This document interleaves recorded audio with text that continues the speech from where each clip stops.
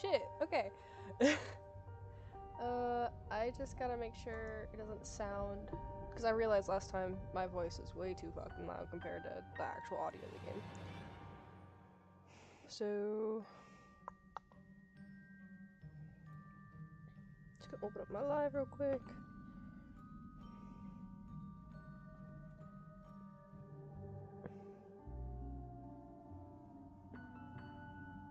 Okay, I gotta... Here, I'm gonna take my headphones off. Just my head. So I can listen to audio on my phone.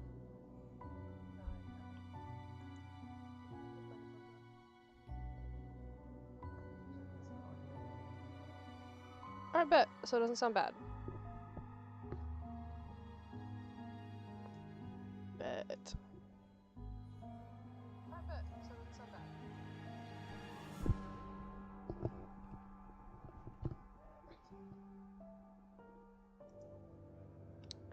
I don't know why it's like that, but okay.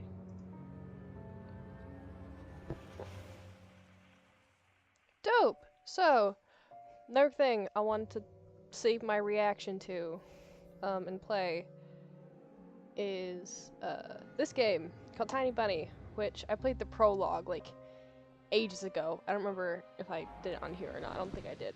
I played it, like, multiple times over.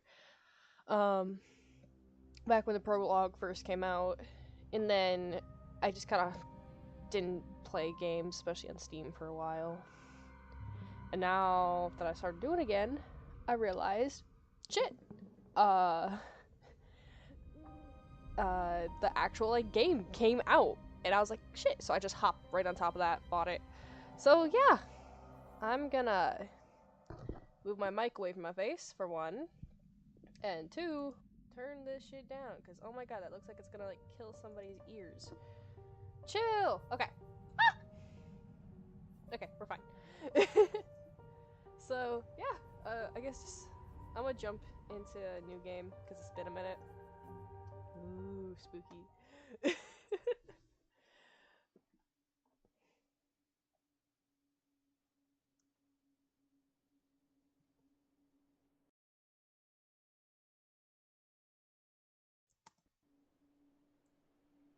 My laptop just turned the fuck off. Hello?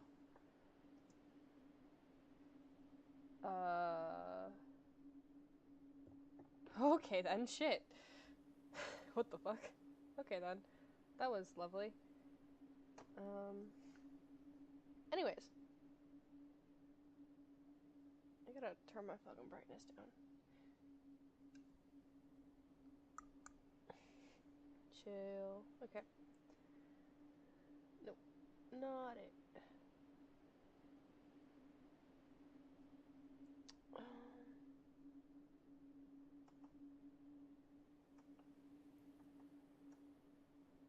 Brightness going down. Eh.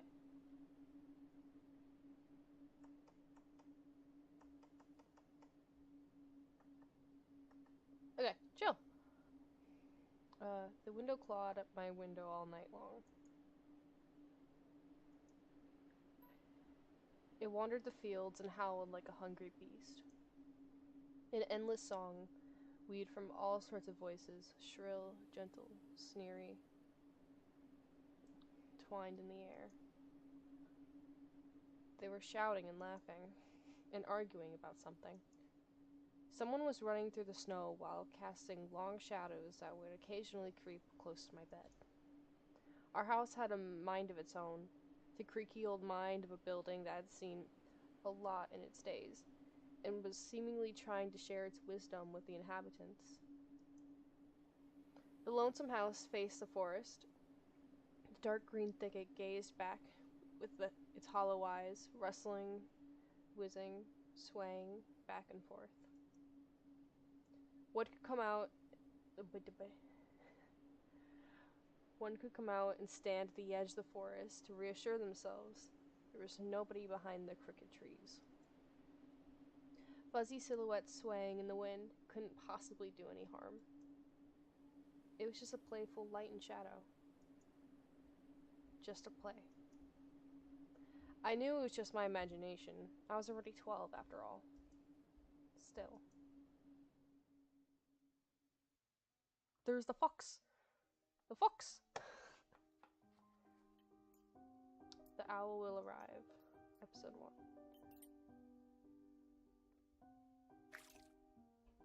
Убери книгу немедленно. Hey, put away your book. Сколько раз говорила, не читай за столом, вредно. Сидишь, сутулился весь. I actually really like listening to this, but I also know I will not be able to read if I hear it. So I am very sorry. I am going to have to turn the voice off. Sincerely apologize. I really hope that doesn't like block out any like noises that like I'm gonna need to be hearing. Read text, everything. Text audio. Here. Is that gonna do it? How many times have I told you not to read the table? It's bad for your health. Look at how slouched you are.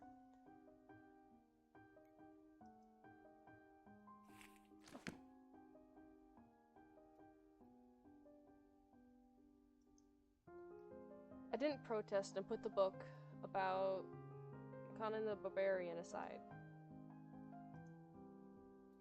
I was stuck on a line I couldn't understand. I couldn't understand after reading it 3 times anyway. Olia had already finished her breakfast and was munching on some cookies. She was so enthusiastic she almost looked like your typical girl from the commercials. Пока не съешь, из-за стола не встанешь. Yeah, okay. Oh, I see what I did. Text.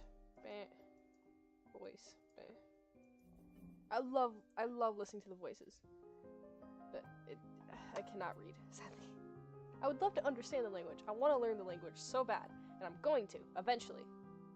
When I have the time of day. But I already have so many languages on my list that I want to start off with. Sorry!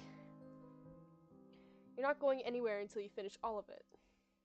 I, on the other hand, was trying to drill a hole in the plate with my eyes, as if it would make the porridge disappear. Hazy anxiousness welled up inside, all because the previous sleepless night, the black forest around our house, and the gloomy wind. The longer I waited, the colder the lump of white substance became. It looked like a jellyfish from the Coast Odyssey. I love that show. I wonder how horrifying the bottom of the ocean is. Or how cold the Black Forest is at night. I have a feeling he's gonna find out the second one. That ladder. Oh shit, the soda's open. The spoon fell out my hand. Mom showered me with a cold glare from her green eyes. Oh, you have green eyes? Also, your mom's very pretty. God damn. What did I just say? I'll get it. I had 10 seconds to catch my breath before battling the nasty porridge once again. I felt around for the spoon. What is this? Carved on the other side of the table. Karina. Huh, that's my mom's name.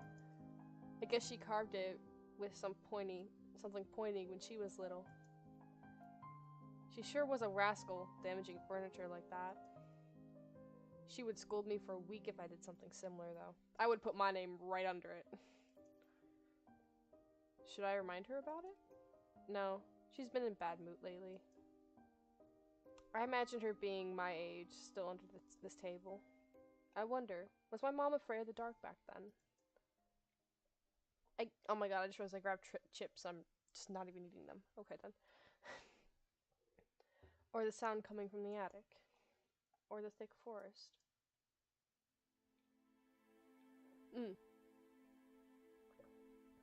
I remember reading something here that made me laugh. Probably see it again. It's from the prologue, anyway. I imagine my grandma coming in to my Little mom's room, sitting on the edge of her bed, where Olia sleeps nowadays, and sang this in her soft, smooth voice. Tiega. Tiega is a special place, little girl. Let's do a voice. It's watching you closely, sniffing you out. Trying to discern what kind of beast you are. That's not smooth at all. If you're a good sort, it won't abandon you in times of trouble. But if you're a bad apple, it'll grab you by the side and drag you underground. And that would be it. Grandma was caring. She never fought with anybody, never yelled, never swore. Those were the times without the maddening screams until late at night, without smashed dishes and mutual accusations. Our parents used to love each other back then. I remember listening on one of their conversations by chance, and they were talking about Grandma getting prepared for her funeral. She had already bought a casket. She called it her cute funeral box. This is what I laughed at before. It waited for its time in the closet patiently. I don't know how I would feel about, like, I'd be happy to, like, pick out my casket beforehand, but, like, I don't know, knowing it's waiting for me in my own house is a little... It was black, upholstered with meat-colored material on the inside. I saw it when my grandma was getting buried. The house didn't change since the time she was alive. Only all the photos were gone. Glass-covered pictures with gray faces of my ancestors.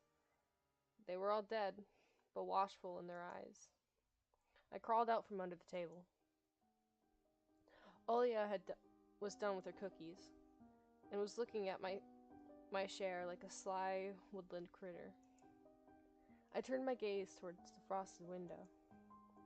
There were a lot of dark pines outside, but they didn't grab my attention. The pattern of frost formed a picture on the glass. Olia, look, it's a fox! Where? It looked almost like optical illusion thingies they put on the back of the student handbooks. A mixture of lines at first glance, but if you blur your vision a little bit and looked at a certain angle. Not outside, on the window! I gotta hear myself. Look, there's a nose, and here... Hey, eat up! Yes, just a moment. I don't see anything. Hurry up, there's not much left. Wrong ah. There it is. But it still doesn't look like one. I'm telling you, it does. Wait, I'm telling you, it does. Nuh-uh. It does. Stop it. These kids, I swear. Now I couldn't see the fox either. It disappeared. Went away. I can still kind of see where it was. Only the frosty pattern, similar to stretched out nettle leaves, kept creeping up at the glass. Excuse me. Jesus Christ. My dad entered the kitchen with long, measured steps. I want to have a beard like his when I grow up. Mom would always ask jokingly, "Come on, shave it off, it stings." This was so long ago. Nowadays, rumbling doors and witty comebacks are an everyday occurrence. Olia always covered her ears when she hears something like, "What's the point in all this?" through the walls. "It's all for your sake," Dad would reply. "For the sake of our family. For the sake of our family." It always caught every sound in fear of hearing the most dreaded and deadly word that started with a D. Divorce. D-I-V-D. I don't even want to finish it. Me too, kid. I get that. Actually, no, I prayed for it. Not prayed, but like, I knew it was coming, and I just kind of accepted it. It was scary to imagine that me and my little sister could be torn apart and taken into two different families. Anyway, your fox is nothing. I have an owl on my window. You and your owl talk again. You said you believed me just yesterday. Has anyone seen my car keys? I remember leaving them on the windowsill. Right. Maybe you did, maybe not. You're a grown man, a father of two, and still... Karina, please. Stop. Just let me get ready in peace. Your keys are in the basket near the phone. Well, thank you very much. Anton, stop making a martyr out of yourself and finish eating already. But the owl. There was no owl. But there was one! It had giant glowing eyes. Olia sprung up from the chair and placed her hand on her little face, intimidating a pair of eyes with her fingers the size of an apple each. Last year you had Babaya in your closet, and now this owl? But I saw it. Olia lifted her gaze back and forth from Dad and Mom to me, but couldn't find any support. Have you thought about befriending it? You know, like feeding it with imaginary mice. Don't bully our girl. She's just afraid to sleep alone because she's still little. Olia pouted her lips in rebellion and brushed into the hallway. The staircase that led to the second floor creaked. Mom gave Dad a strict look. Ooh, look at that mom look. Oh, that look in her eyes. It's so uncomfortable to be pinned under it. Dad just snorted in reply and left, ringing with the keys I just found. A minute had passed and the same theme song from The Little Mermaid echoed through the house. It was stored on an incredibly worn-out cassette tape, which Dad had already had to glue together once. It was easy to fix objects by gluing them back together, for example. But how do you fix a relationship? Don't want to start asking that at that age. Trust me, you start asking at that age, you kind of figure it out, and then you become everyone's therapist. Even your parents. Mom moved to the living room, and I was left alone, anxiously stealing glances at the window. Olia had trouble sleeping ever since we moved to this house. She would toss and turn or curl up into a ball under her blanket. Sometimes she would jump in the middle of the night and turn on a VCR. I was about to say VHS, but that's not right. Cartoons helped to take her mind off all the troubles we had when we moved to our parents. Hello? And then Olia said she saw a giant flying monster outside her window. Oh, poor Olia. It's okay, baby. Fuck off, mate. She became obsessed with it. Our parents did everything in their power, and they tried every little trick to get rid of those ridiculous fears. Olia refused to sleep alone, and didn't believe that the owl was just one of her nightmares. After last night, I was unsure what to make of my sister's words, what to think of it myself. Can nightmares be infectious? The night I couldn't get a wink of sleep, I ended up thinking of what to expect from my new school. There was a couple of days left to the beginning of the new term. My imagination drew long, twisting halls that led to the classroom full of kids. But all the students behind their desks were simply dark figures cut out of using a template. Circular holes gapped in the middle of their faces, and a pair of eyes blinked inside those holes. It was as if some completely different creatures were looking at me from behind the flat, black silhouettes. Their cruel glares, filled with icy sneers, made me shiver from head to toe.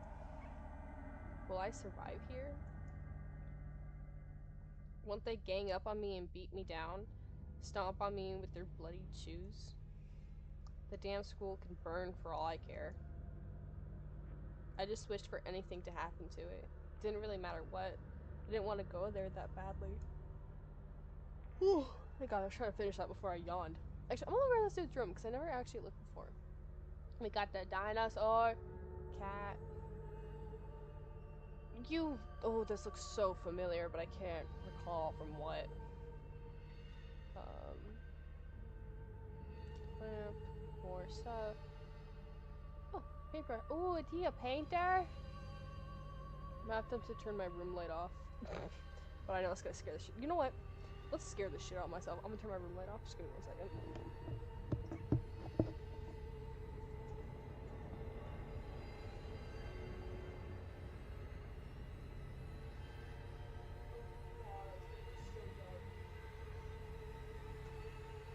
Oh shit, that's my bag.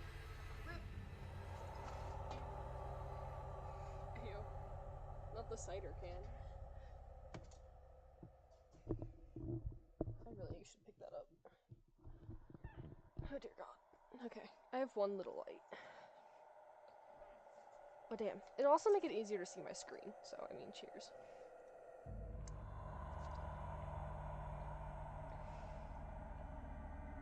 Is that a cactus? That's a cactus. Also, why is your light thing up here? Is this... the drapes cover that whole area. It's kind of insane to me. I didn't want to see people who were just itching to smack me on the head, trip me up, think of new offensive name for me, worse than the previous one. What if he actually makes friends in this one, though? It felt like the glasses I wore were made me an outsider or some sort of monster. My gaze slid across the drawings hanging on my wall. I consider myself a great artist, but Olya begged me to hang them. I couldn't consider myself a great artist, but Olya begged me to hang them. Drawing was the only thing that made me happy as of late. The small circle of friends I had also enjoyed my paintings, and they promised to call me from time to time. Sometimes I imagine Mom picking up the phone, saying in a cold voice, "You got the wrong number." Or, "Anton isn't around." Anton is not around. I imagine my future classmates lying in their bed, just like me, listening to the howls of the invisible werewolves outside their windows.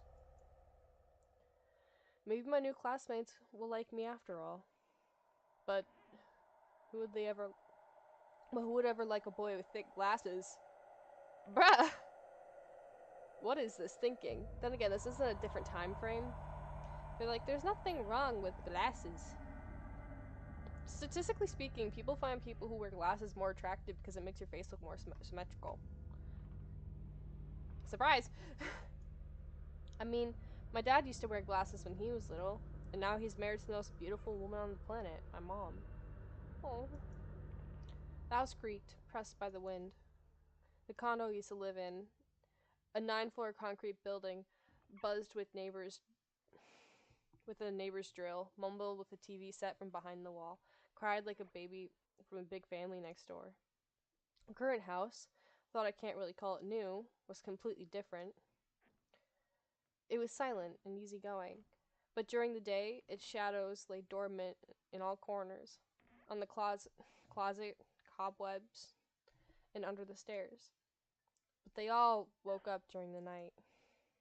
Something was watching me from every corner, almost as if the old photos of my deceased family with their ashen eyes were hanging up on the walls in place of my drawings. The floor was squeaking, rusty drains were moaning, and the attic was occupied with the noisy drafts. Why'd the music change? One could think the house was performing some kind of demonic melody. That's why. And then I realized I was, in fact, hearing music. It was already playing for a good while. Somewhere on the edge of my perception, I could hear a flute. It was mixed with the sound of the wind creaking, of the creaking old house, and my thoughts too. I stood up and rushed to the window. I wanted to reassure myself that the music was nothing more than a product of my imagination.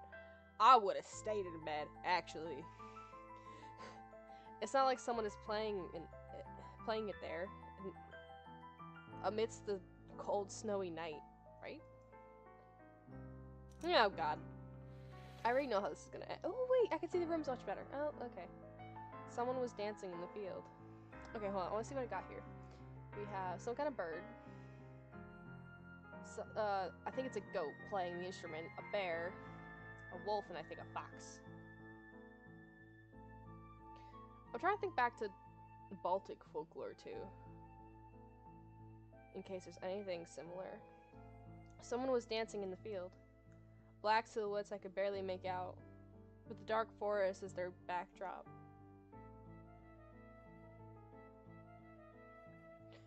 Ooh, my mom just turned the light out in the room outside my room and it scared the shit out of me.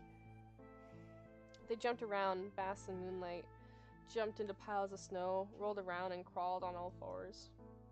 Stories about wolves playing under the moon came to mind, but these were certainly not wolves. I like the little bird. Whoop, whoop. They stood upright, circled around, holding hands and whipping up snow, disappearing to the shadows for a brief moment and then coming back. Oh, they probably make horror games darker so you have to turn your lights off to see better. And that makes it even more scary. Ooh, that makes sense. Ooh, let's play the Scott Watson test. Oof. Something bizarre was going on. Shadows dancing in a starless abyss made my imagination go wild, making me anxious at the same time. Hee hee. Suddenly, the music had stopped. I don't like that silence. Okay, I want to see if we can see you better now. Think you're a wolf. Or you're a wolf. I don't know which between the two. Or you're a fox and you're a wolf. You're a bear. You're some kind of goat. You're some kind of bird. The dancing shadows froze in place. Oh, you're probably an owl. And I could swear pierced me with their eyes. One of Silhouettes immediately parted from the bizarre shadow carnival and sprinted across the field in giant leaps.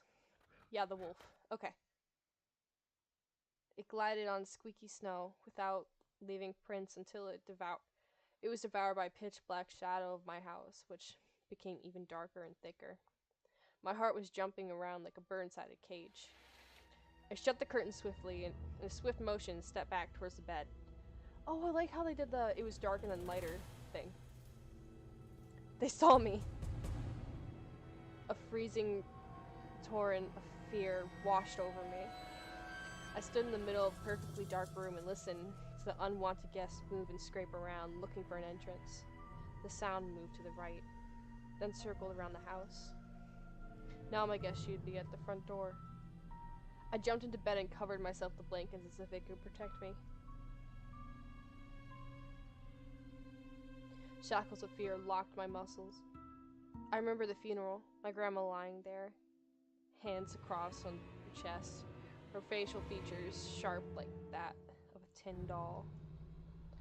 Ants running up and down the legs of the chair and holding my grandma's casket. I imagined those little creatures climbing up her head and pulling up her eyelids with their tiny legs. Then her wrinkled eye was once again move inside their sockets as she able to see her grandchildren. I was chanting the spell she taught me throughout the whole procedure. And now, lying under the blanket, listening to the squeaks and howls, repeating the same words. On the island of Bayon, underneath the blemished sun and the sea of colored blue, stands a cabin made of wood. There lay lard and ashen hair for the spawn of the devil's lair, to feast and always leave alone God's faithful servant named Anton. Evil leave this house must. Ashes to ashes, dust to dust. Bizarre sounds had disappeared. Oh, this is the first time we're seeing him like this. In the prologue, you didn't have this little bit here. I cautiously peeked up under the covers and saw my curtains waving around like a hangman. Oh god. And then the night doused me with a new portion of boiling terror. The sound scratching at my eardrums. In reality, something or someone was scratching at the front door, hurriedly clawing at the wood, demanding to be let in. The door was shut. Dad had become very cautious recently, so he installed a sturdy lock. I remembered him staring at the forest intently as if he was looking for someone. Ashes to ashes, dust to dust. I hugged my knees, placed my chin between them, and drilled the door with my eyes. It was so flimsy and weak before the might of the darkness. And then the doorknob twitched slightly. Then it turned halfway, once, twice, as if someone who tried to enter had no hands. The doorknob tilted once more, and then started clicking violently. My jaw cramped with fear.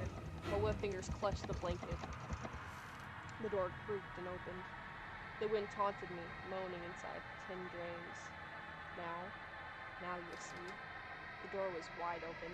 The darkness withered inside with the carnivorous mouth of a doorway. Sha. It was as if the night itself was calling out to me, flapping its black wings and squeaking the rusty hinges. I was trembling, ensnared by the web of darkness that hung in the corners of my room, waiting for the one who weaved it to come out in the gaping hole.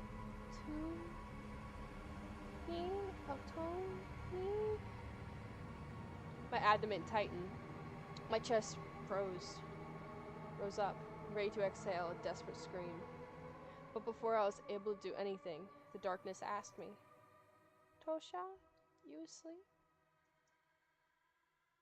My sister's pale face protruded from the thick shadows. I almost screamed from relief. Olya, I'm not sleeping. Did something happen? Olya frowned and stuck out her lip, a clear sign that she was about to cry. It's there again, staring at me. Shoo her away, Tosha. Wait, shoo her away, Tosha, please. I'm so scared. The fear that was tormenting me just a minute ago crawled away and hid somewhere in my stomach. I need to calm Olya down. It was just a silly dream. Don't be scared. Dreams don't bite. No one's gonna harm you. Olya sobbed. She's trying her best to believe me. But was I sure myself? I have an idea. Let's go to your room and watch the video of Sleeping Beauty, for example. You like that cartoon, don't you? Why does Sleeping Beauty have a prince and I have this scary bird? That question took me by surprise. Alright, let's watch Cinderella. My thoughts became tangled, fuzzy. What was that? What studied me with its eyes while dancing feverishly under the moon? The darkness was clinging to the window, and it couldn't be fooled by Grandma's old chants. It couldn't be satisfied with the feast of lard and long ashen hair. Tosha, you coming? Yes, just a moment.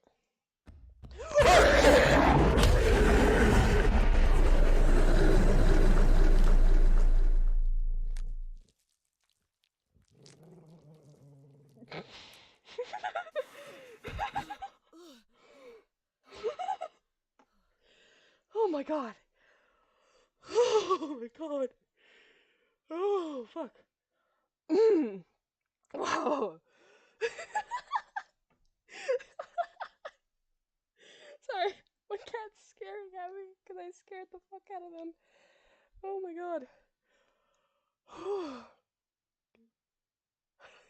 Okay. Jesus.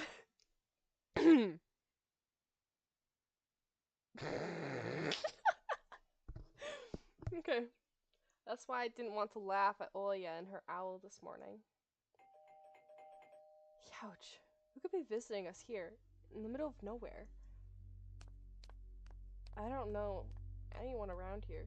Oh wait, did the wolf disguise itself as the sister? Can they do that? I guess it depends on the folklore. We don't know anyone here. So persistent. Oh, excuse that loud gulping. I felt extremely unsettled just from a silly thought that our morning guests could have come from the woods. I could barely hear voices coming from the front door. My mind was urging me to hide. In the closet, under the table, behind the curtains where Olya always hides. Tosha, come here. It felt like the kettle bells were tied to my feet, but still dragged them toward the hallway. Wee-woos! Coppers! The little thingy. Whew. Okay, Christ. A couple of policemen towered over me in the doorway. I need to be quiet too, because I share a wall with my neighbors. Fuck.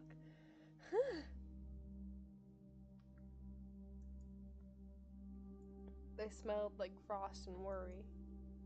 My mom always winced and grumbled the moment she spotted patrol cars. Worse than bandits. At the moment, though, she looked somewhat confused. Hello? The senior officer wore a grim expression, nodded. A boy had gone missing yesterday. His name's Volva. Look at this, please. Have you seen him? The police held out a photograph to me.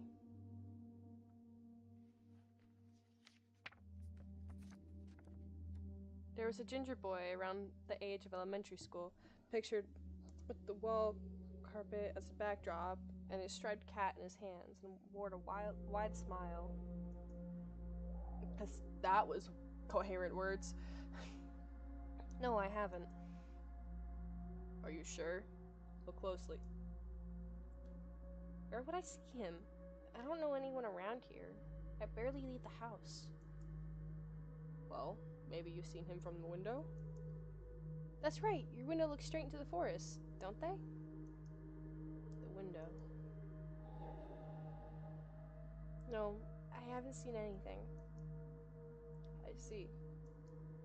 He sounded tired, but his stare, long and heavy, was full of suspicion.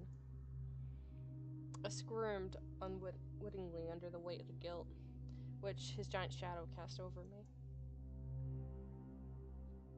The policeman finally tore his eyes from me and glanced over the hallway and the stairwell creaking into the ceiling, which I haven't noticed before for some reason. How do you like the new place, by the way? Getting used to it? Bit by bit. It's just our little daughter misses the city a lot. Misses the city, huh? How the locals been treating you well? Yes, everything's alright, thank you. The policeman pierced through me once more with his brown eyes. My head started spinning. Can I help you somehow? I asked in a shaky voice to look like a polite boy to end this unpleasant conversation sooner. Now that I think about it, you look like one of my nephews, little fella. He's a witty boy around your age. Wears the same type of goggles. Always engrossed in reading those mystery novels. Luke Ream, I swear to God. My cat. He told me he wanted to enroll in police school when his family visited this summer. Wanted to help other people just like me, see? I felt uncomfortable, as if a distant relative, not police officer, stood before me. You know what? Little boys like you should stay home. Steer away from trouble. The times have changed so much. Mom interjected in a cool voice. You don't say. Ah, well then. What grade are you in, Anton? 6th. Have you made any friends here so far? Not yet. I'll be going to school for the first time after the break. Ah, then I'll leave you my number just in case. Call me if you have any new info. The policemen were gone, along with their shadows, the smell of cheap cologne and the photo of the smiling boy. His face still stood before my eyes. I wondered what it was like for him, being all alone there. For some reason, I thought of the forest, swaying in the wind. What does poor parents feel? And what would my parents do if I had gone missing? Would they cry and thrash around hysterically? Or would they accuse each other like they always do? Forget about me eventually.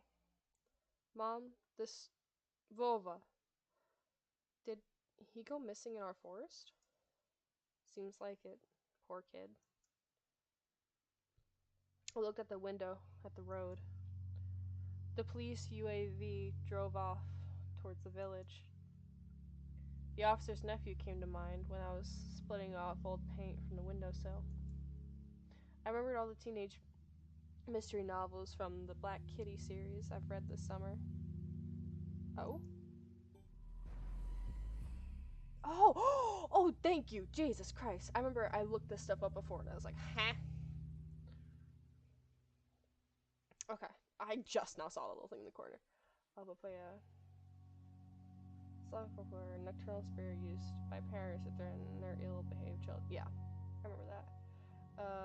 UAV, a Soviet and Russian off-road freight passenger car brand, which was produced on the Yonovosk car factory. Black Kitty, a series of contemporary Russian original or translated teen mystery books. It sounds familiar, the Black Kitty one, surprisingly enough.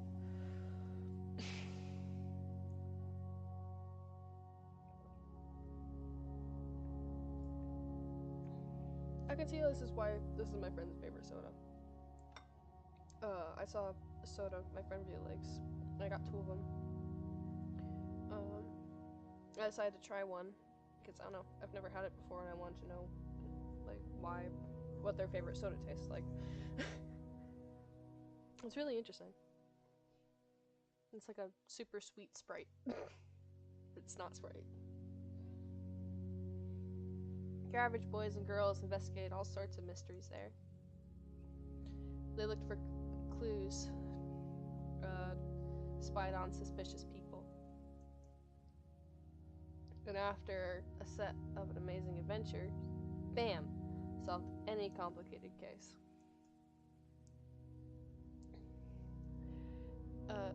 They believed local celebrities must have made their parents very proud. I noticed a trail of policemen's footsteps that led to the forest, and then it clicked in my head. Why don't I start an investigation on my own? Oh, child. I know how this is gonna go. Jesus Christ. I'm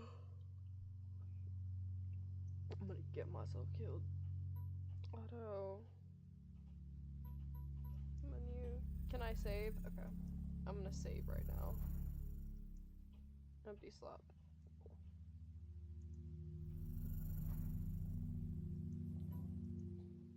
Maybe I'll find the lost boy.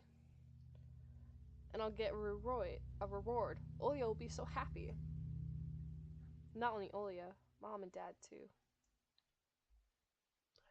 Maybe even the forest. Maybe forget about the corals for a while. Maybe I'll even save us from the D word. This poor kid. I fantasized about buying Olia the Tamagotchi and getting a cassette player and a bunch of tapes for myself. What year does this take place? I don't remember. A whole box of Kinder Surprise. Oh my god! My childhood! This is like my childhood. Oh my god. When was the last time our parents bought any toys? Last autumn, I think. My dad had lost his job at the time, and there was this annoying song about it. Accountant. A song by an all-female Soviet pop band by the name of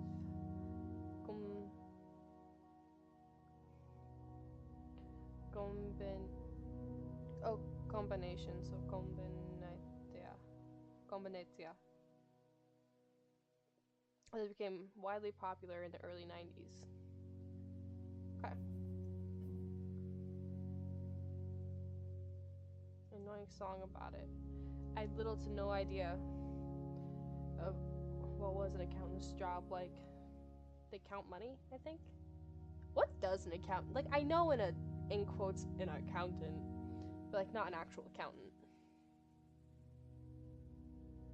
Neighbors used to envy us, but nowadays Mom and Dad barely had any money to afford sweets. And Dad had always divided a single chocolate bar between me and Olia. Sometimes I gave her my share too. No matter how much I wanted to eat sweets, she was still just a pipsqueak. I couldn't wait to go out looking for clues. I'm going outside! Yeah, right. You want the police to go around with your photo next? The forest is so thick. What if the boy got snatched up by a wild animal or something even worse? Even worse, echoed through the hall. I won't go far. I'll stay away from the forest. Didn't you hear what I said? Or should I repeat myself? Better go pack your school bag or play with Olia. The sound of splashing water came from the kitchen. It meant the argument was over and Mom had the last word. I'm a dark, stuffy closet. Good to know that this is here. I feel like that's gonna come in handy later. Mom says it smells like mice, but how could you know their smell? She hates when I stick my nose in there. She's afraid I'll cut myself on the freshly sharpened axe. And Olia can't even be lured close to it. She thinks Babaya is living in there. I tried to help her fight her fears once. I opened the door and turned on a dim lamp, so she would see there is nothing but cobwebs. Dad's tools scratched the walls. She still didn't believe me. I like to hide in the closet and listen to Olia count outside. 1, 2, 1, 2, 3. Better hide from me. And then drag her feet on the creaking floorboard, hoping that she wouldn't need to look for me in the cramped monster den. And see, get your ass out of the closet immediately.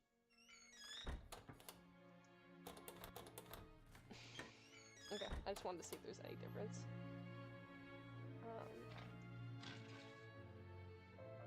Mom's peg top, a family relic. Mom played with it when she was little, then gifted it to me. Olia was next in succession line. The toy belonged to her now. She stared at the dancing spindle as if it could show her something, a fairy tale or even our future. Now even my little sister was a bit too old for the old squeaky peg top. Olia's toy. I can't go up there. The cross had seen so many people come and go in this house. It was black as if it absorbed all human sin from long years. It was hanging from the ceiling. After Grandma died, Mom was going to take it off and hang a horseshoe in its place as a lucky charm.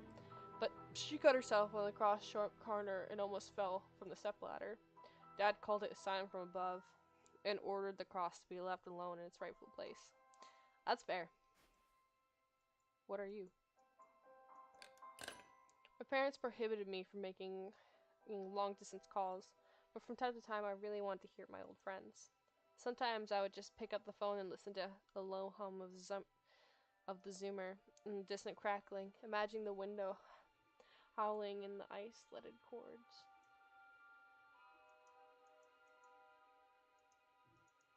Anything else I can check out?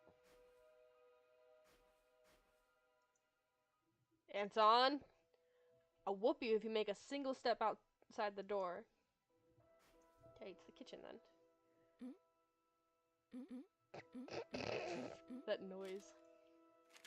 I took a peep at Mom's crossword puzzle. She'd get very angry when someone gave her advice, so me and Dad faked knowing the answers and being about to reveal it all the time. I smiled at the fleeting thought. Vertical 9 letters. The name of the Philistine deity that protected them from the viper bites had the nickname the Lord of the Flies. Second letter is an E.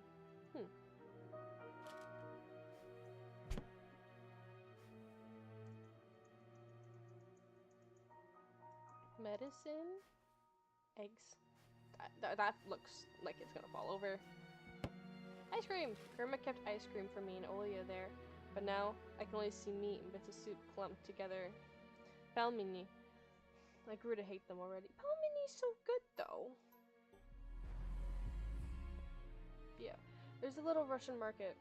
When me and my mom moved, there's one that it was really close to where we first lived when we moved here.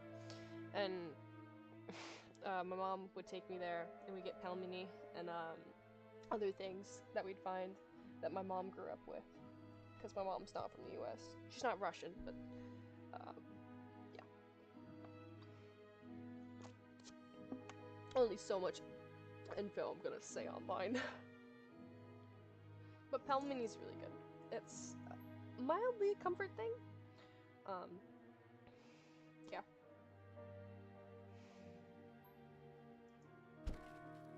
Wait, hold on. Put some meat in a pack of pelmeni.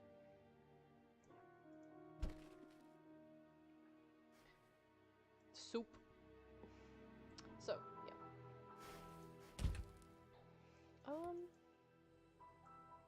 Senior Lieutenant, the side of the old ocean freezer, was checked with my childish drawings, mom's recipes, and all kinds of stickers from old bubble gum with dinosaurs that Oya likes so much. Oh, that's cool. And then there's the telephone number. Along with the life-size picture hung a piece of a ruler paper with the phone number of the police officer who visited us. Lieutenant and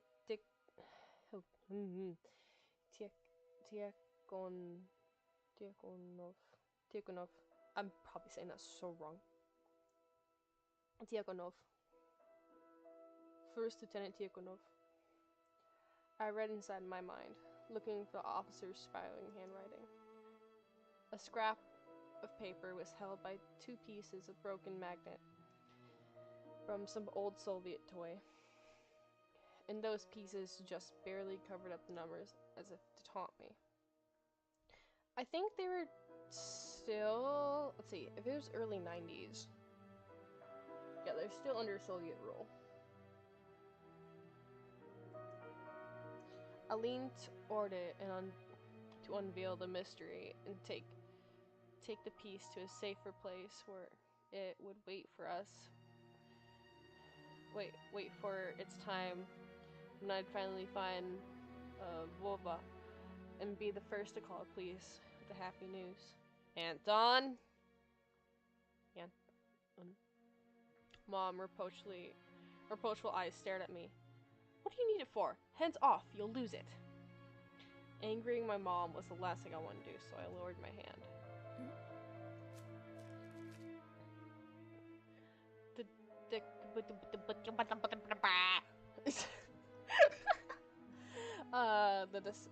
The decrepit and stained, covered calendar was once my family's form of entertainment at my grandma's house. I remember waking up and running to the kitchen to tear off yesterday's leaf, first thing in the morning, as if the coming day would get lost in the Tiago forest without my help. One day, closer to New Year's, one day closer to Grandma's funeral. I haven't touched the calendar for years now. Since the time they started writing dark and spooky death chants that only made me gloomy instead of the fun proverbs and superstitions, to be exact. I grabbed a dusty calendar leaf with caution and tore it off effortlessly. Sadly, the spooky decryptions from my childhood were still there. 7 horses carry the log. If 7 can't carry, bring the 8th from the ferry. They will take it away and never come back. This is the fate. The log cannot escape. I crumbled the gray leaf and threw it into the waste bin, hoping to get rid of the anxiousness that washed over me. It was spreading inside me like an ink stain, an old blotted paper. I can't get over the noises she makes. She's also so pretty. Like I can't get over how pretty Anton's mom is. Oh, like, my goodness. Kind of looks like... No, she's just so pretty.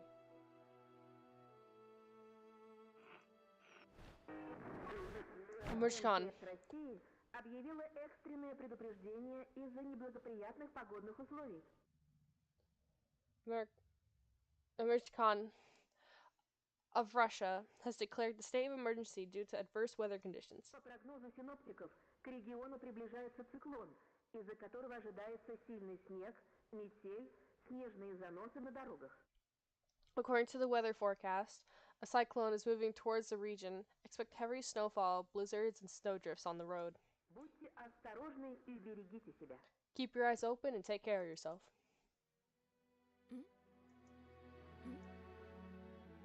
It was difficult to lie to Mom, but there was no other way for me to run away from the home. Mom, something's wrong with the TV. The picture is dim and there's stripes all over the screen. Mom's face became visibly distorted. Ah, you're killing me here. So have you had enough of shooting these stupid ducks now? Told you the kinescope will go dim because of your console. Where will we find a TV technician in this hole, huh? Maybe it's just the settings? Please go see for yourself. Strange, it worked fine in the morning. Maybe the snowfall caused it. Mom rubbed her hands in the clean apron and went to Olia's room. Turn back. I opened the front gate and went into the field. Carefully, so Mom wouldn't see me from the window. When I crossed half the distance towards the forest, the snow piled as high as my knees. I remembered the nightly fears. I saw silhouettes around here. They jumped around, holding hands. The hypnotizing music started playing in my head all on its own. In the light of day, those distorted figures felt like a simple dream. God, I love the art and the animation. Just, mwah, chef kisses, dude. Chef kisses. The sun turned my nightmare to ash, but the but the aftertaste was still there. Disdain ringing my ears, distorted red shadows crawling all along the snow alongside me. The snow alongside me. A barely audible whisper in my head, blurry and almost kind.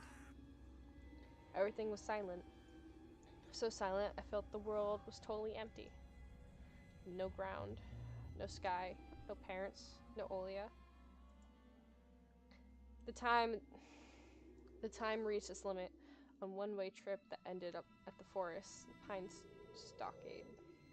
Sometimes silence was much scarier than any scream. Our parents would scream at each other while arguing, and both me and Olia turned to stone, listening to them. But then always came the ringing silence. Our apartment became numb a couple of days before we departed. It's always hard to remember the last time Mom and Dad joked around, laughing, or spent time together. Almost like all of it was in a previous life. When they kissed with Olia present, she always frowned and snorted in a funny way. And one day it all changed. Something important had left our home, and then scary filled the remaining void. It was as if a fire broke out and our parents were hurried, packing our belongings, trying to save themselves and us. From whom, though? From the people who, with dead, cold eyes, sometimes visited us in our previous home. The eyes only saw balls of worms on the black ground and everything. And somewhere far away, a siren was going off, trying to warn us of a coming menace. I shuddered, chasing away the delusions, and looked around. There was only me, a white field, the wind that was whipping up icy dust, and belts of powdered snow. I squinted from the sun, turned my eyes to the sunless forest. It looked especially dark in contrast with the blinding whiteness. Nobi tree roots slithered around the snow like fat snakes. Rotten leaves and coniferous needles froze like into ice. Dry, pickly I see you. I remember this. Dry, prickly branches intertwine, bring up uncomfortable thoughts about the fence. Were they protecting the forest? More like keeping people out of it, actually.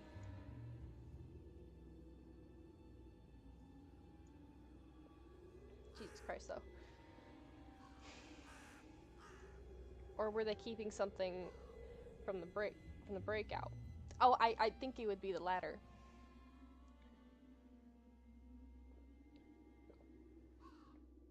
Oh, my throat's getting dry. See why they like this shit so much, goddamn. Some object was hanging in one of the pointy branches. I tried to get closer, drowning in snow. Okay, I gotta fucking change this shit. Yeah, almost got to the edge of the forest. I saw a knit mitten. It looked like a wounded bird among the hanging semi-dark. Should I take it to the police? With the senior officer looking gloomy, but still remained the captain of Casanova from my favorite TV show called The Street of Broken Lights. Street of Broken Lights, a Russian mystery TV series telling a story of daily life of Russian police officers. It's the longest running series in the history of Russian TV at this moment. Damn, nice. So this was in 2021, so like, that's insane. Unless they're talking about like in the time frame that this was created.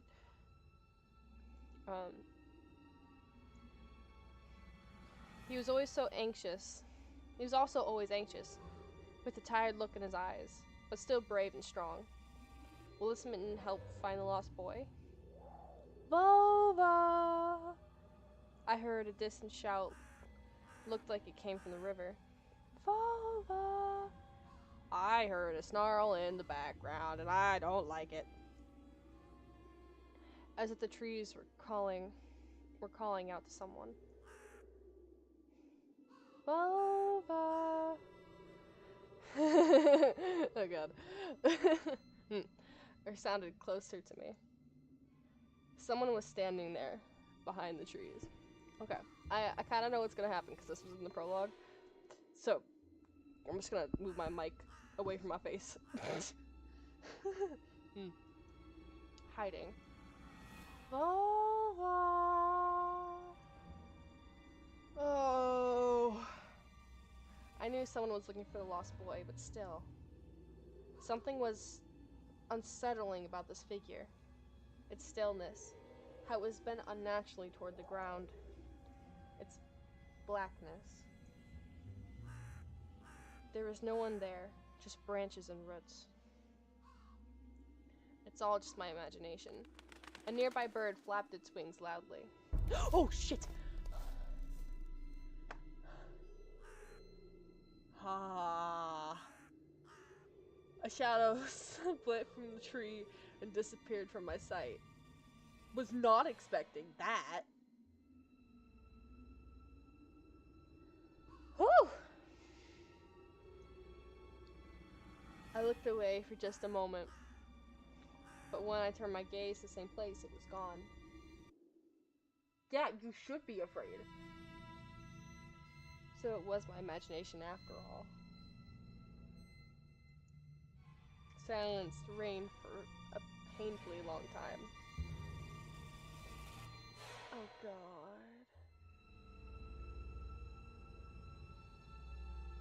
It's gonna be somewhere and I'm gonna miss it. My muscles were tightly sprung, my heart beating somewhere in my throat. Oh god. Any noise, any little movement, any small whisper from the thicket, and I'd sprint. But nothing of the sort happened. I looked at the mitten once more. I'm taking it. I decided to take the lonely mitten from the branch. Oh! Nope. Vova! A shout rumbled across the field. and dissolved into darkness. No echo, no hope, no reply. Oh god. I stepped toward the bristly tree and tried to cling to find. It didn't bulge. I pulled harder and the branch cracked and the mitten tore off, landing in my hand with a squish sound. Too heavy. Wet. I squeaked it out thinking and something dark spilled from it. A tiny string in the mitten. Snow. Steam rose from the pile of snow.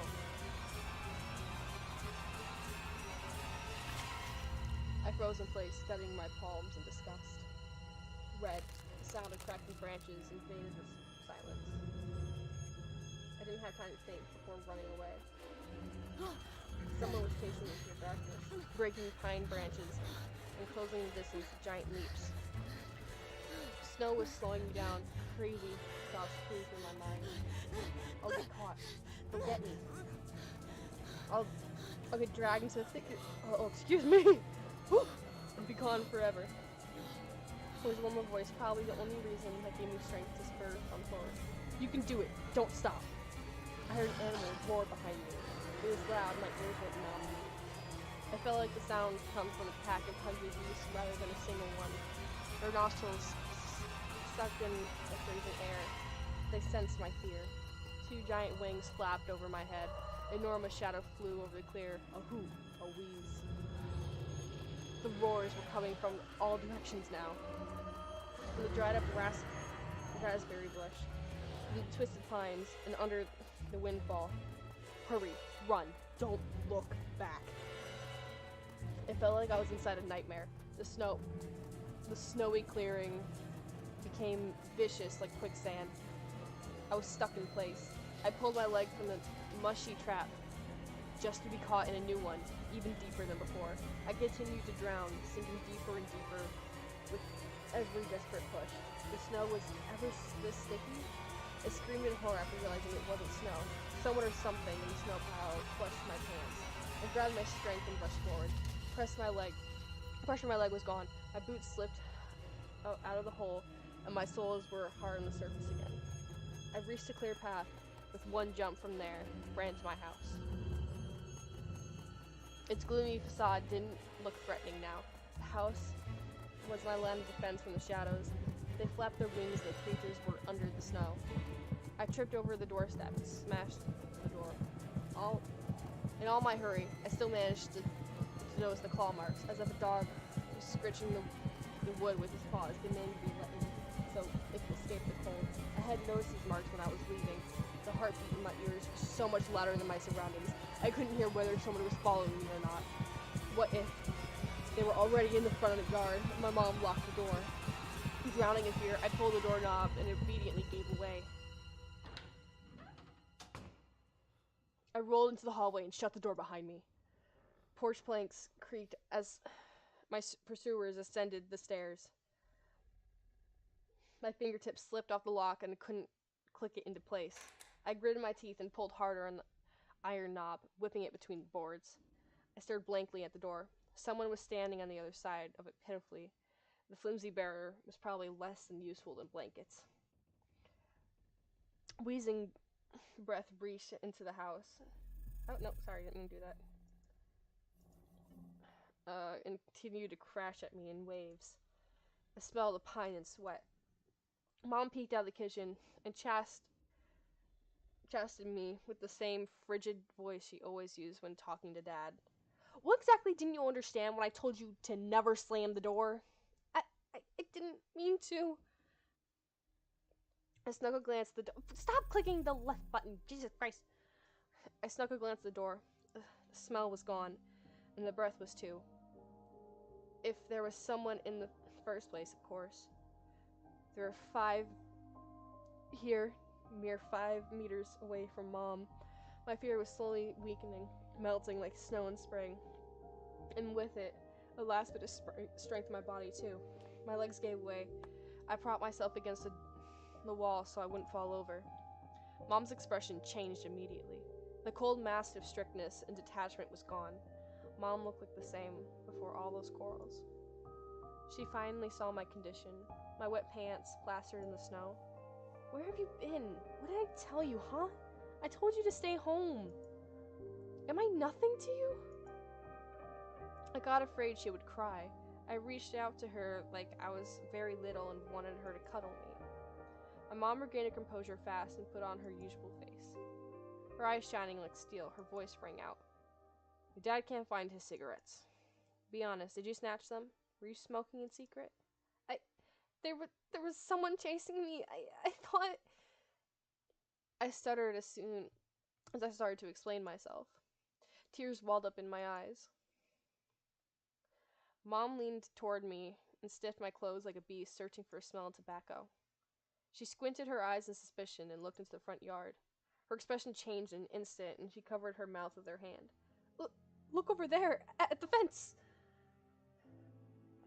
My heart started thumping, as if I became prey once again, and my pursuers were following me in the field.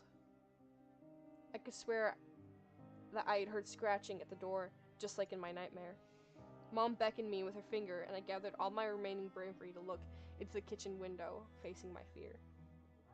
I could barely discern some hairy silhouettes swimming in the snow through the icy winter patterns in the glass. Dogs! Just a small pack of strays with no name and owner, barely reminding of the hungry monster that lived on the edge of the forest. Oh boy. Were you scared of them? I think they'd rather be scared of you, Anton. They were chasing me like a bunny. And what if they're rabid? The smile had slowly disappeared from Mom's face. Now she was looking at dogs as if it was her first time seeing them. What if they attack Olia? Mom? I wish your dad could just shoot them all. Mom, look, they're alive! Huh? What? Are they your friend or foe after all? Make up your mind. You're not a little kid anymore. Mom sighed in annoyance. I felt so bitter that I could bite my lower lip, and I fixed my gaze on the cobweb-ridden corner just to keep myself from crying. Well, some detective I am. In reality, I was risking my life among monsters, but rather my pants among... I wasn't risking my life among monsters, but rather my pants among a pack of stupid strays. What for? What use do I have for this? Mitten. Of course! A dark and sticky mitten belonged to a lost boy, squishy. Seems like I was clutching the whole time. But my trump card is a detective! I hurried to the present, this clue to my mom. Look, Mom, this is Volva's mitten. The boy the police were asking for about this morning. It's drenched in blood. I found it hanging on the tree. I can show where. Let's call the police right away, like the officer had told us to. Mom, look. Ew. A shadow of doubt crept to my mom's contorted face, as if she was trying to remember something distant, like someone tries to remember their dream, but images slipping away. Stop it at this moment! Olia will go insane if she hears you. She already had trouble sleeping and whines all the time. You joke around like this? At the moment, I realized that Mitten was actually wet from snow. There was no blood whatsoever. I wanted to sink to the floor from embarrassment. Come here, boy. My boy who cried wolf. Don't stand there. Come take your pills. A golden-colored pill reminiscent of the dead wasp fell into my hand. I already took one during breakfast. Don't talk over me. I told you to stay home and Dad would have given you a good whipping for this. Come on, take it, or you won't be able to sleep at night. And you have school tomorrow. So I swallowed the bitter medicine, drinking it down. Similar awful water gave off the taste of chlorine. Maybe it wasn't Volva's mitten. Maybe it wasn't a mitten at all. Just like the forest monsters. And now Olia's owl. Am I going mad? What's happening to me? Either the pill had an immediate effect, or my overexerted brain didn't let fear inside anymore. Serenity washed over me, bringing yawning indifference along with it. Anton, you done? See? You can do it when you try. Take off your coat. Are you asleep? No, Mom. I was just thinking. About what, I wonder?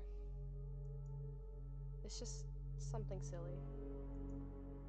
Mom scrutinized me with suspicious eyes, as if she wasn't sure she was looking at her own son or some doppelganger that came from the forest. Is everything alright? You had the exact same expression when the policeman asked you about the window. I'm alright, Mom. She heaved a deep sigh. Fine. It seemed like the house had changed. The sofa's fabric became discolored. Fingerprints appeared on the bathroom tiles. The light bulb also felt different, dimmer and yellower. Even the saliva inside my mouth had taste different. A melody from Aladdin could be heard from the upper floor. Olya was rewatching her favorite Little Mermaid episode and switching to other tapes. I slowly changed into my house clothes, stopped before the sink and studied my reflection in the mirror, like I was trying to solve one of those spot the difference puzzles. Then I went upstairs. Jafar and Lego's voices died down. I walked past Olya's room and slipped into my own. I dreamt of becoming an artist since Dad bought me my first comic book. Fly magazine was the coolest, especially like the Big Space. Related editions like Alien Monsters and the funny episode about the Gendarme. The fuck? Oh my god, my throat hurts. Jesus.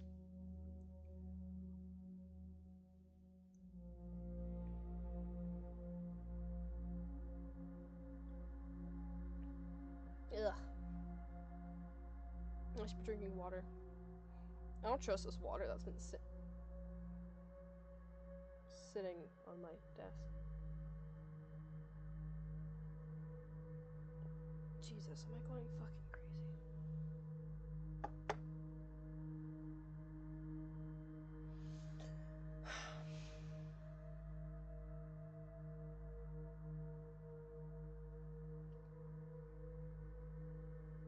I keep seeing things that aren't fucking there.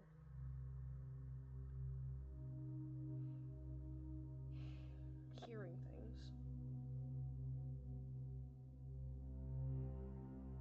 Nope, we're good. We're not gonna think about that because that's not real and my mind is just fucking with me. And I can still live my life and I'll be fine. Okay. The first Soviet and Russian periodic adult comic magazine, extremely popular during the crazy 90s, that made the magazine stand out was the refusal to use material from its foreign counterparts. I started drawing all kinds of stuff since the day, and I seemed to be getting pretty good at it. One of my letters even got published in Fly once. Maybe someday I'll get to publish my own comic. Ooh, I wonder if the creator of this game, like this is a story from somebody they know or they wrote it. Because this is originally Russian, I believe. One of the drawers was empty. I hid the mitten there. Achievement. Where are you, Vova? A simple action drained the last bit of strength from me. Sat in my bed. Only noticed there's someone behind the curtains. My tired hand dropped to the sheets. Whether it was due to the medication I took or the stress I underwent, the room became contort, as if the wind was blowing the walls out like a pair of sails. The corner of the room bent and undulated. The only stable thing in the whole room was the figure between the windowsill and the curtains. A flimsy piece of cloth was stuck to my hidden visitor. Okay, I remember earlier they mentioned how Olya liked to hide behind the curtains, so I think it's just Olya. Also the figure. Reminded me of the burial sheets. Olya? Who else would be standing there? Oh, excuse me. I stood up and licked my dried up lips. Yeah, Olya. It's so funny. The silhouette was unmoving. It was enveloped softly by the curtains, as if the thick layer of darkness there, not a human being. I reached towards the curtain. Budum, budum. Beat my heart. controlled by medication. The wind sang the field with a chorus of voices. For a second, I wanted to return to bed, just lie down and watch the person behind the curtain, knowing full well they were looking back at me. They were looking without blinking, waiting for me to fall asleep. Plastic rings rustled against the holder when I pulled the curtains open. Gotcha! Told you it was Olia. I knew it was you from the beginning. Blindingly bright halo lit up above Olia's head, with a setting sun as the background. My sister was shining. I also feel the need to protect your sister. I feel like if I was an older sibling and I had like a younger sister, younger brother, I'd have like some kind of like protective complex or whatever the fuck. But I'm the youngest, surprise. Which is really weird, because when we have like the guessing thing of like, oh, are you the youngest, like middle or oldest? People usually guess I'm the oldest or the, no, they usually guess I'm a middle or a single child. Which says something, don't it? When she was just a baby, Dad always used to say she was shining with happiness. I always retorted, but Dad, she's not some flashlight. But I brought her to the window one day, and the sunlight poured on her smiling face. I felt like I was holding a light-woven child. I saw everything! Oh, really? What did you hide? She was just like Mom when she was little, before she put on her sad mask of tiredness and switched to her commanding tone of voice. It's nothing, just... Olia ran up to the table, her eyes round, and asked, "You stole something and hid it in there. Are you a thief?" What? Don't be stupid. I didn't steal anything. A clear image came to my mind, the mitten hanging from the tree branch. What if I did steal it after all? From the forest. From the tilted figure standing behind the black trees. Olia could be selfish and stubborn when she wanted to. Then show me! I swear to you.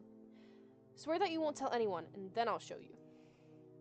Olia wore a plaiting smile. I swear on my mom's heart.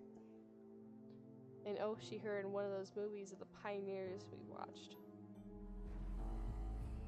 Pioneer movement, an umbrella term for communist children organizations existing around the world, somewhat reminiscent of Scout movement. Yeah, that checks out. Wait. Oh, here's a little bunny! Hi, little cream. That's so cute. Oh, wait, what's this book? Hello?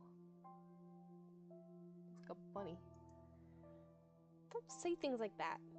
Olia nodded and made a gesture with her hand, locking her mouth with an imaginary key. She was filled with curiosity and splashed with giant eyes. I opened the drawer and Olia leaned in, holding her breath. It looked like there was not a simple mitten, but some sort of exotic critter. Is this someone's mitten? She said. She said that as if she couldn't understand what she saw. A certain boy lost it and got himself lost. Now, do you understand how dangerous it is for kids to wander into the forest, right? It must be really cold out there. Will they find him? They will. The police are going house to house showing a photo of him to everybody. Olia traversed the room with care and pressed her tiny palms against the window. And why are they going to the houses and not the forest? Are they scared? The question caught me off guard. I catch anybody off guard. Shit. This kid's smart. Police aren't scared of anything. That's a lie. They already scouted the forest. Yeah, right, flashed in my clouded mind. Did they really check every nook and cranny where darkness, cold, and whispers of an icy branches dwell? If that's the case, how'd they miss the mitten? Or did it appear later? For me. I changed the topic, as if trying to get Olia as far away as possible from the forest thicket. We may get a reward if we find the boy myself. A lot of stuff, like in the Wheel of Fortune. That would be the Wheel of Fortune. Theater Wonders, a Soviet and Russian TV game show, still running to this day, coming out every Friday. They can be described as particularly adapted version of Wheel of Fortune. That makes sense. Sounds cool, right? Olia wasn't listening to me. She was piercing the forest with incredibly adult eyes, uncharacteristic for her. What if the owl got him? Oh, poor sweetheart. Oh, they're gonna take Olia and Anton's gonna go in and find her. That's gonna happen, isn't it? Nonsense. An owl won't be able to lift a human. But you know what? I was picking my words with utmost care, forcing them out of my overexerted brain. Stay away from the forest. I think it's... How should I put it? Cursed or something. Just like a fairy tale. More like it's a spooky tape our parents hide from us. Ollie shivered and stole a glance at the window. I saw you running away. Someone was chasing you? No, it's just... I was hurrying back home so Mom wouldn't worry. I looked at my sister. My heart was tearing apart. She was so fragile. It was easy to stifle her light. A gust of wind, a small fire would be gone. You're lucky. Mom won't even let me go outside. I'm like a princess in a tower. Can't go anywhere. I'll die from boredom here. You're wrong. No one has ever died of boredom. And you have me and your cartoons, and Mom and Dad will be good to each other soon. You know what I would wish for my next birthday? I wish for Mom and Dad to turn to children so we could all go play together like we used to. Oh, she's so sweet. Oh, this child. Oh. Yeah. And if you'd make them as small as bugs, we could place them in like a little box. Olia giggled and tugged at my sleeve. Tosha, let's go watch Aladdin. Fatigue worn over my desire to go with my little sister. I was washed over some kind of heinous apathy. I'm too tired. I don't want to. Come on! It's so boring alone, and Mom is always busy. We can pick a cartoon you haven't seen before. I know all your tapes by heart at this point. Not all of them. You haven't watched Peter Pan. Remember how you fell asleep in the middle of it? And so much happens after that. Let's go, let's go! Maybe a little later. Should I tell you how it ends? Let's leave it for tomorrow. I won't tell you tomorrow! I know, let's play hide and seek! No, Olia. Then draw me a dino. Olia, please. Draw it, draw it! Leave me alone already! I blurted out without thinking. I was immediately taken aback. I never screamed at my little sister like that. Olia stared at me in shock. Her lips started to tremble, and a precursor to tears.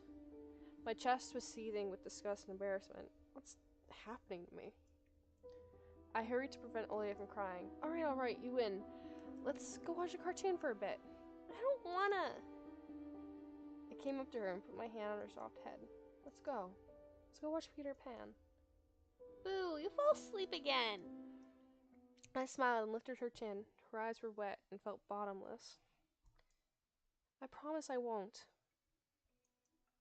And I'll draw you a full Triceratops later. Hooray! Triceratops! Well, close enough.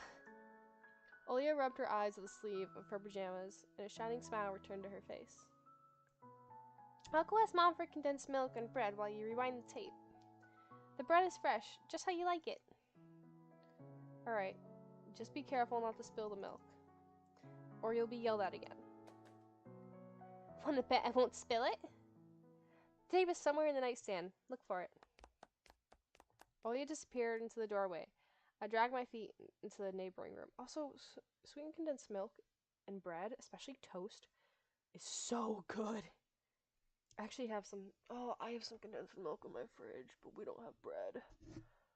Oh, I want bread. It's fine. It's too late for that anyway. It's 10:30. Oh my god, it's 10:30. Oh, Christ.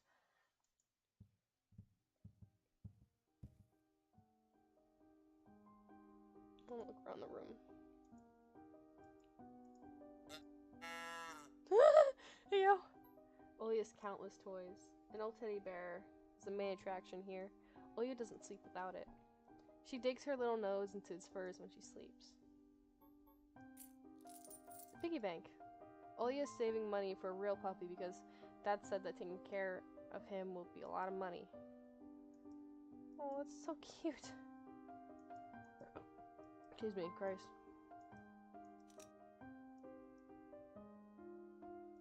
Why is this all one color? It's like the Pixar. Fuck. Is that all I can do? Wait. Yeah, I clicked on everything.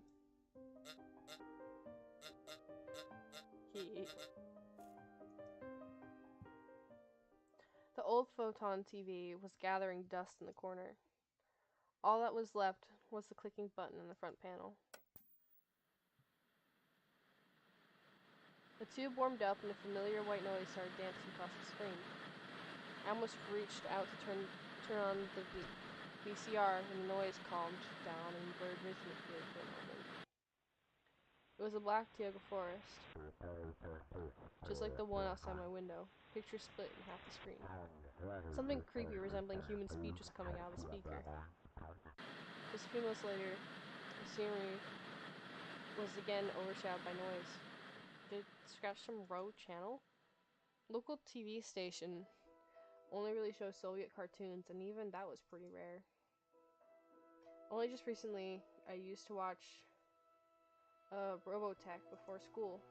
It was so awesome. Maybe I should try tinkering with the antenna. What if I catch the channel again? On the other hand, Olga asked me to find the tape. Wouldn't be nice to disappoint her. But my sleepy state, I didn't have the strength to do all of it.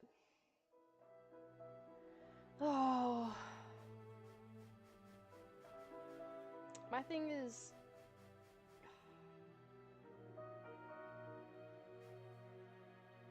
I really want to look for the rogue thing. I think that's gonna bring out something I don't want. Plus, I don't want to upset my sister. I'm gonna prioritize a sibling for now. We can always come back to this. At least I would hope. Probably not in the game, but... I sifted through the shelves full of dolls and blue hippos and Kinder Surprise. I found the tape thanks to the shabby spine. I got the black rectangle from its box. Neverland Achievement.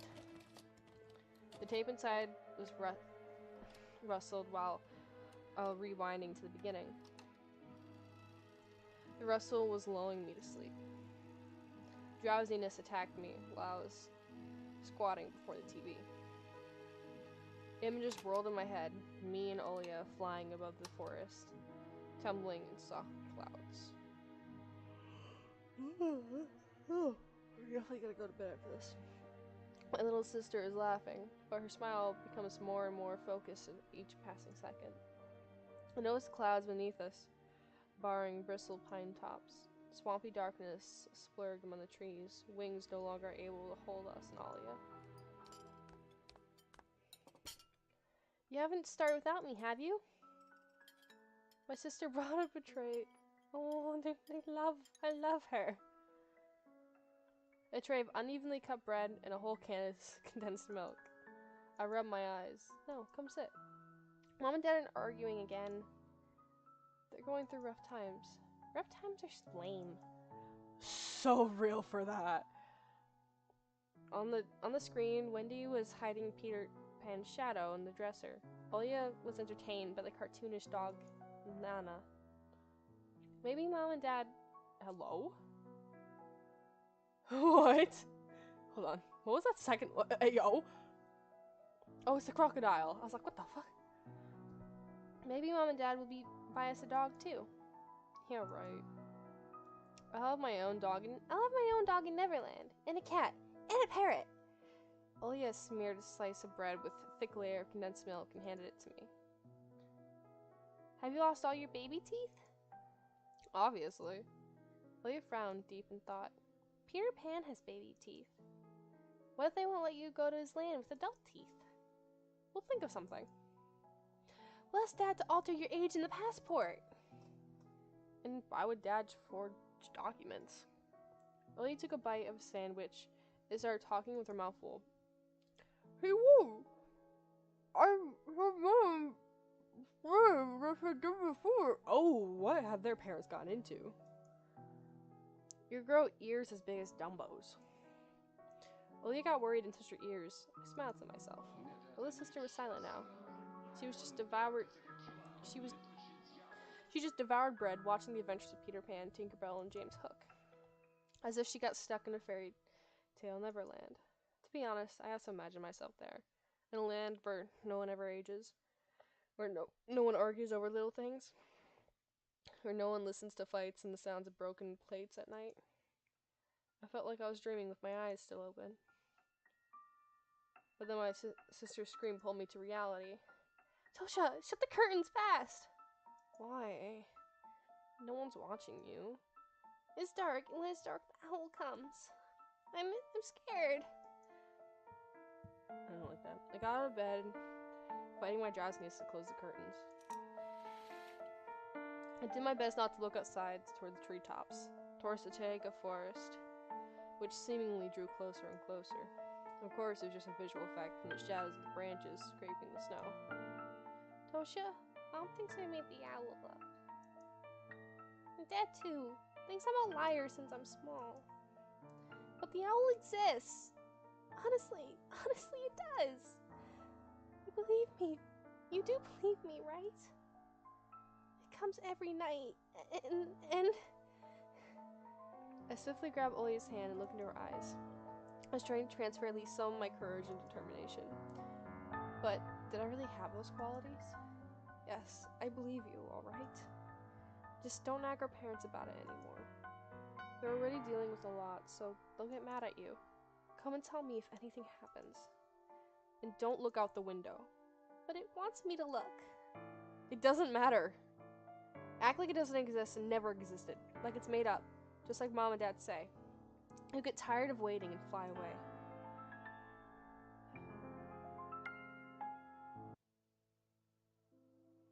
Oh, I don't like this.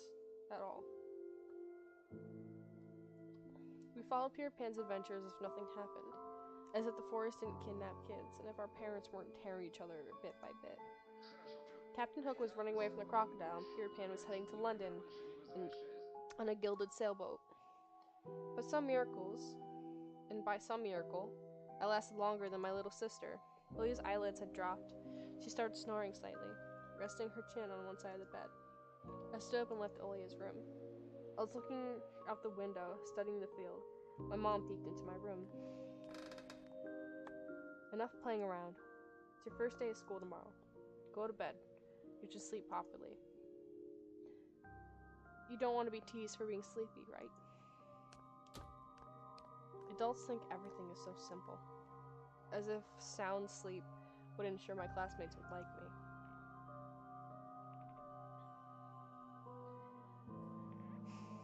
I covered myself with a blanket up to my neck, and I listened to the house humming, to something invisible rustling in the corner.